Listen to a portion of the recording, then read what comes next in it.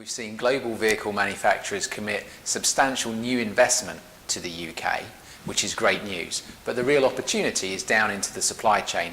All of the major vehicle manufacturers who are here have made it very clear that they're looking to increase the proportion of components and supply that they actually source from the UK.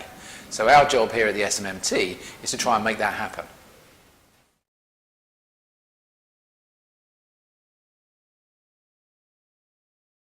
A bit of background about our organisation. We currently manufacture around 300,000 cars, all in the UK, through 3 plants, one in Halewood and 2 in the Midlands at Solihull and Castle Bromwich. We spend around £4.5 billion worth of components in the UK, which represents about 60% of our total material buy. We have some very ambitious plans to grow with an interesting product strategy, and the success of that really does depend upon our supply base having the ability to grow with us. So whether it's in competencies and capabilities or just the ability to invest in capital equipment, clearly we need the right environment to enable them to do that. And I think the government needs to play an important part in that, in either incentivising inward investment or ensuring that investment funds are available down the tiers to enable that business to come back into the UK.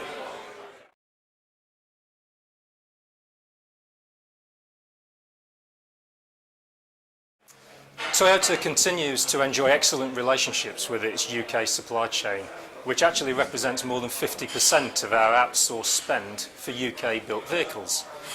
The whole industry has, of course, just gone through a downturn, and we must take care that with resurgent volumes, supply and management capacity, as well as physical manufacturing capacity, is put back in place. Lower down the tiers of the supply chain, some processes or products are either weak or absent. We must strive to make sure that the supply chain can fully execute its responsibilities in the interests of cost competitiveness and find alternative sources to those sources it currently uses overseas. Honestly, our top priority is to retain the functional Tier 1 supply base that we enjoy in the UK today.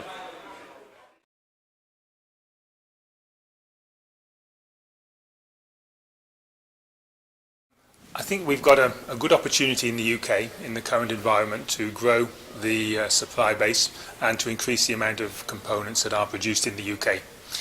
Ford has major production facilities for engines in Bridgend in Wales and in Dagenham east of London. In those factories we are building a range of class-leading diesel and petrol engines. Total production over the next 2 to 3 years will grow to somewhere beyond 1.7 million engines. In that environment, it's very important that we have the right supply base to support that production. We will be increasing the sourcing through the next 2 to 3 years if the suppliers are competitive, have the right technology and the right skill sets. Our engineering centre for those products is actually in Dunton in the UK for the powertrain group. So it's very important that those suppliers do have the ability to interface with our engineers and develop those new products in an exciting way, so that we do get best-in-class products to our customers who will be buying these engines in our vehicles, which will be produced throughout Europe.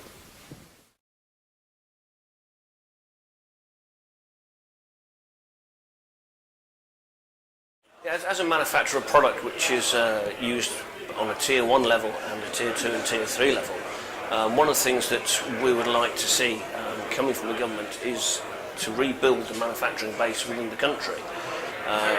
We find that whilst the vehicle manufacturers are here, we have lost an awful lot of the Tier 1 and Tier 2 suppliers. We would like to see them coming back.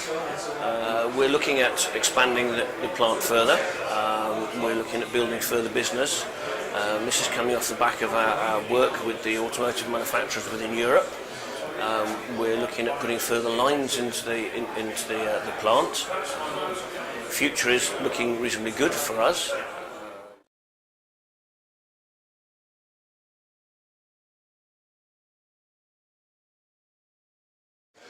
Two key points that I would like to make. First of all is skills, and the second is R&D. First of all, skills.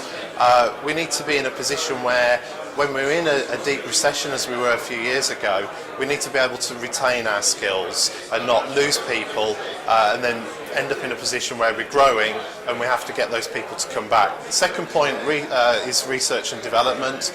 We need to make sure that the UK is an attractive place for R&D. I think that the steps that the government is starting to make, announcing the above-the-line tax credits, is in the right direction, but certainly we need to go further.